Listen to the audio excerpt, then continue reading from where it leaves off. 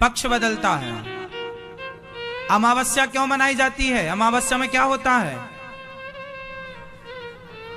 भैया बताओ? अमावस्या को क्या होता है कि अमावस्या मनाई जाती है? अरे यार, पितरों का खाना तो ठीक है। प्रकृति में क्या बदलाव होता है कि अमावस्या? हमारे यहां सब वैज्ञानिक है। प्रकृति में बदलाव से हम लोग तिथि मनाते हैं। बताओ प्रकृति में क्या बदलाव होता है कि अमावस्या मनाई जाती है?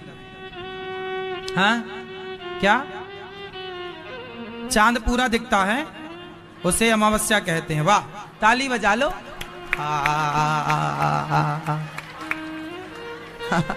चांद पूरा दिखता है इसलिए अपन लोग अमावस्या। ये लाल शर्ट वाले भैया बताएंगे। हाँ, अमावस्या क्यों मनाई जाती है? अमावस्या के दिन चांद कितना होता है?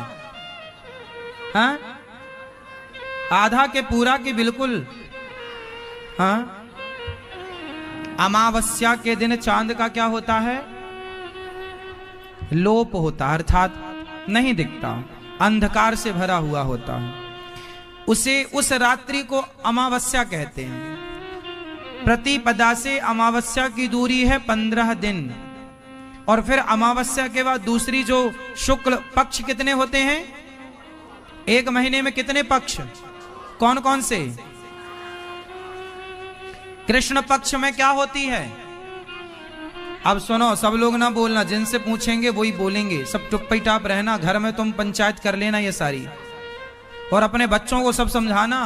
मेरी माँ, आप जिनसे पूछेंगे वो बताएंगे, ये भैया बताएंगे। आप हाँ, अभी बैठो, हम प्रश्न तो पूछ लें। अभी प्रश्न नहीं पूछे, तुम खड़े हो रहे हो। चलो बताओ कि जो शुक्ल पक्ष और कृष्ण पक्ष है, तो शुक्ल पक्ष और कृष्ण पक्ष में किस पक्ष में अमावस्या होती है? हाँ? हाँ? कृष्ण पक्ष में अमावस्या, और शुक्ल पक्ष में क्या होती है? हाँ, शुक्ल पक्ष और कृष्ण पक्ष में कौन सा पक्ष अंधेरा है और कौन सा पक्ष उजेला है? बात समझ में आ रही है क्या? कौन से पक्ष में होती है अमावस्या? हाँ, बात समझ में आ गई? हाँ, कृष्ण पक्ष में आती है अमावस्या, शुक्ल पक्ष में आती है। शुक्ल पक्ष होता है प्रकाश से भरा, कृष्ण पक्ष होता है अंधेरे से। शुक्ल पक्ष में चंद्रमा बढ़ता है, कृष्ण पक्ष में चंद्रमा घटता है। शंकर जी के सिर पर जो चंद्रमा है या नहीं? वो कौन सी तिथि का चंद्रमा है? जिनसे पूछेंगे वो उत्तर देंगे, सारे नहीं बोलेंगे, सब टुप्पी टाप रहेंगे। शंकर जी के सिर पर जो चंद्रमा है वो कौन सा चंद्रमा है, अर्थात किस तिथि का चंद्रमा है? ये दादाजी बताएंगे। हाँ हाँ हाँ, कृष्ण पक्ष कौन सी तिथि का? प्रतिपदा, द्वितीया, तृतीया, चतुर्थी, पंचमी, षष्ठी, सप्तमी, कब का? नहीं, आप बताओ।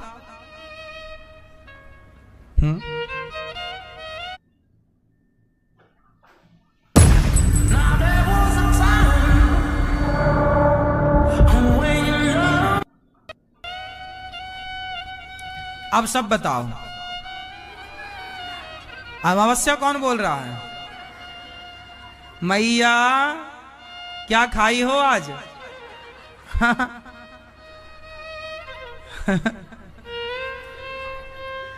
शंकर जी के मस्तक पर जो चंद्रमा है वो द्वितीया का चंद्रमा है।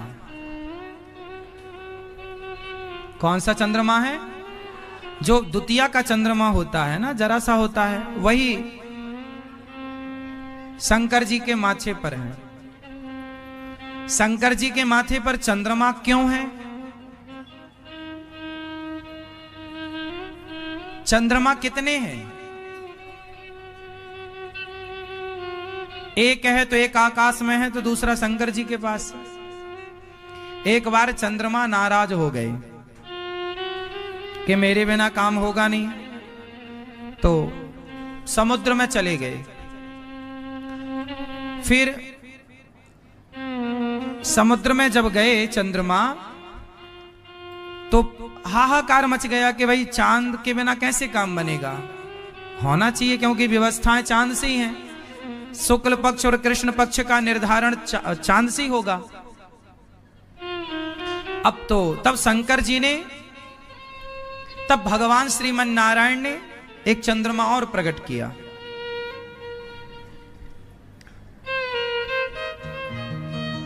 एक चांद और प्रकट किया। अब जब ये चांद प्रकट हो गए तो वो जो गुस्सा होके चांद गया छुट्टी में, उसको लगा मेरे बिना तो काम रुका होगा, तो उसने झांक के देखा तो यहां चांद खिला था। उसने कहा भगवान मेरी तो कुर्सी चली गई।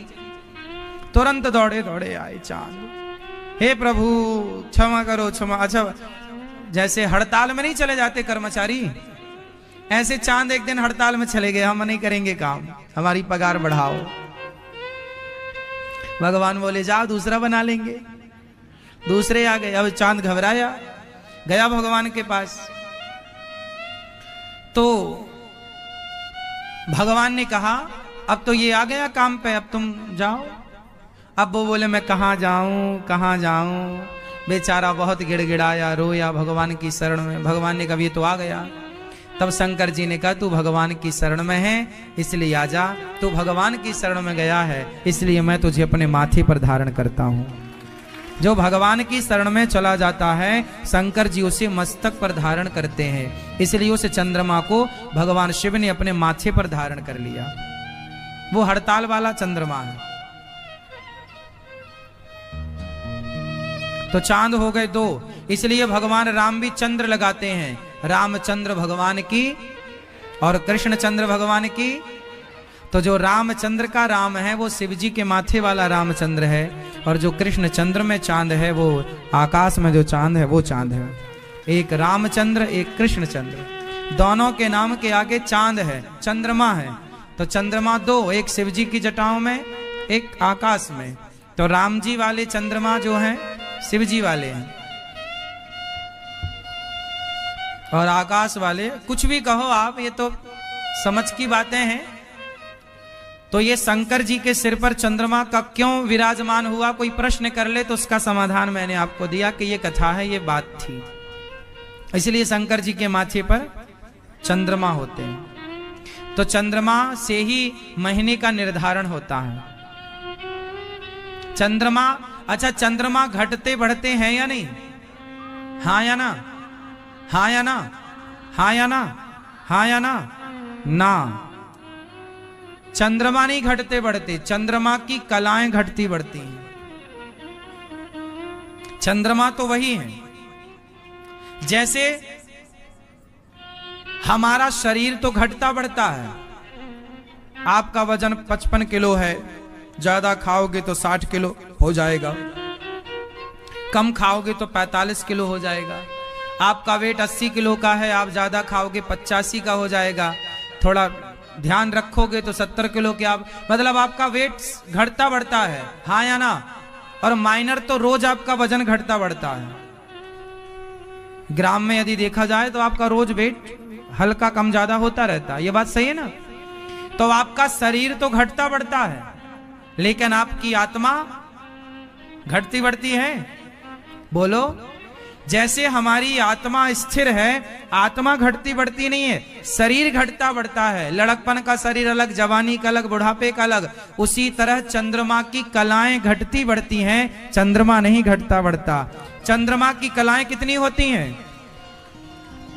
चंद्रमा की कितनी कलाएं होती हैं? 16 कलाओं के नाम बताओ।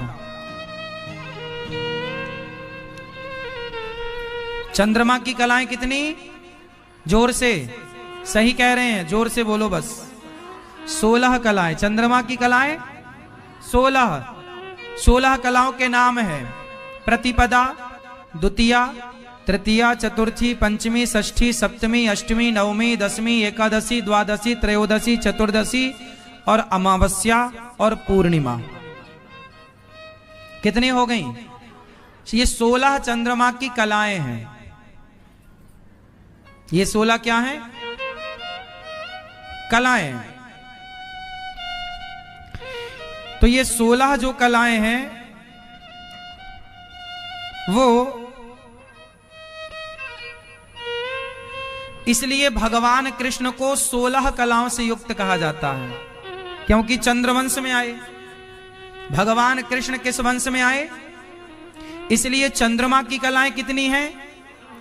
तो जो लोग कहते हैं कृष्ण की कलाएं 16 हैं, वो लोग जानते नहीं है कृष्ण की कलाएं 16 नहीं है। कृष्ण चंद्रवंश में आए तो चंद्रमा की कलाएं 16 हैं, इसलिए कृष्ण को 16 कलाएं कहा जाता है। जबकि भगवान तो अनंत कलाओं के धनी है। 16 क्या है? भगवान के पास तो करोड़ों कलाएं हैं। तो जो ये बात समाज में कही जाती है कि कृष्ण जी 16 कलाओं से युक्त हैं और राम जी 12 कलाओं से युक्त हैं, ये बिल्कुल फेक है, झूठ है। अच्छा, सूर्य की कलाएं कितनी होती हैं? चंद्रमा की कलाएं कितनी याद? अच्छा, अब की बार कभी गंगा जी जाओ तो एक छोटा सा काम करिएगा,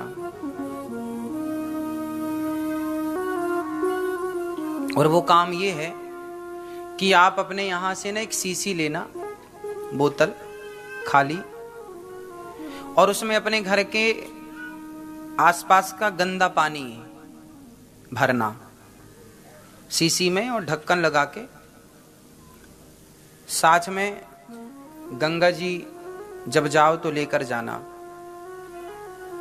और फिर गंगा जी जब पहुंच जाओ तो सीसी को गंगा जी में डालना, और घंटे 2-4 घंटे या 2-4 दिन तक पड़ी रहने देना। और जब वापस आप आए तो सीसी को निकाल कर ले आए और फिर यहां लाकर ढक्कन खोल के सबको पिलाओ, भैया पियो गंगा जल। कोई पिएगा? क्यों मैया, क्यों नहीं पिएगा? क्योंकि उसमें गंदा पानी भरा महाराज जी। अच्छा, तो वो गंगा में डूब गई, 2-3 दिन तक डूबी रही, तो शुद्ध नहीं हुई क्या? क्यों नहीं हुई बताओ? क्यों नहीं हुई? गंगा में तो डूबी रही वो। जब वो सीसी गंगा में डूबी रहने से शुद्ध नहीं हो सकती, तो आप लोग भी गंगा में डुबकी लगा के शुद्ध कैसे हो गए?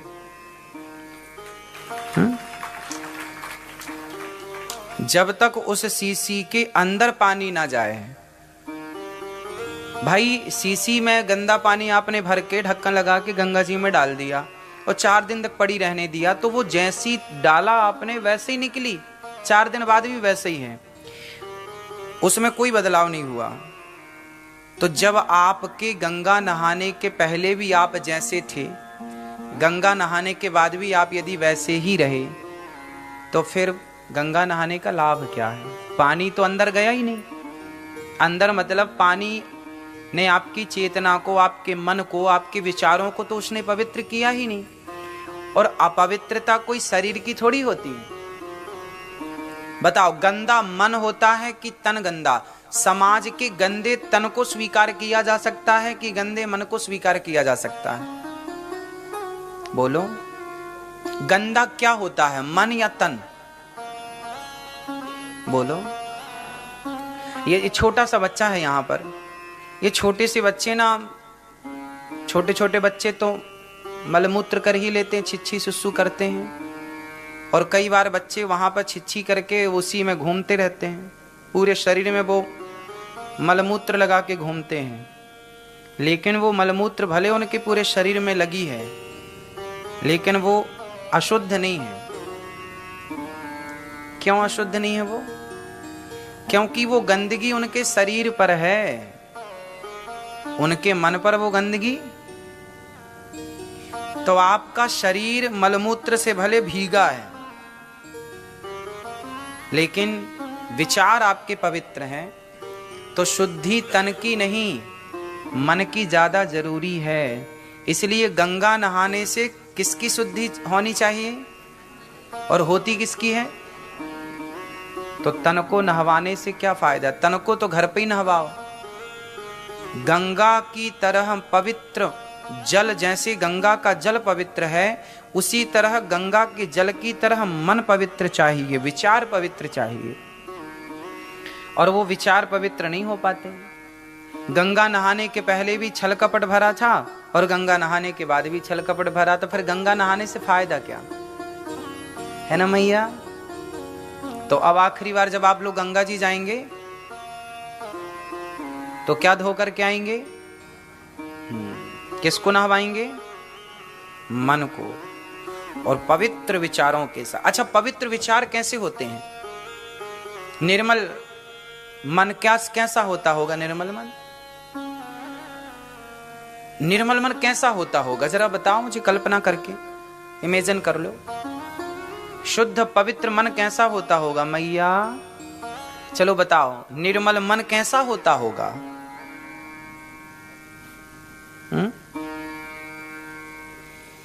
पवित्र मन जिसका हो गया ना, समझो, जिसका मन पवित्र हो गया उसे भगवान के पास नहीं जाना पड़ता, है ना। शबरी भगवान के पास नहीं गई, भगवान स्वयं शबरी के पास आए। अच्छा एक बात बताओ, दर्पण में आपका चित्र दिखाई पड़ता है ना? दिखता?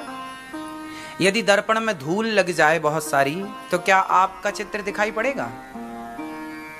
बोलो नहीं। इसमें दर्पण में कोई कमी है क्या? दर्पण में कोई कमी नहीं है। हमारे यहां हनुमान चालीसा में पहला दोहा क्या बोलते हैं? श्री गुरु चरण सरोज रज निज मन मुकुर। क्या होता है आपको पता ना? श्री गुरु चरण सरोज रज निज मन मुकुर। ये मुकुर क्या है? मुकुर मतलब दर्पण।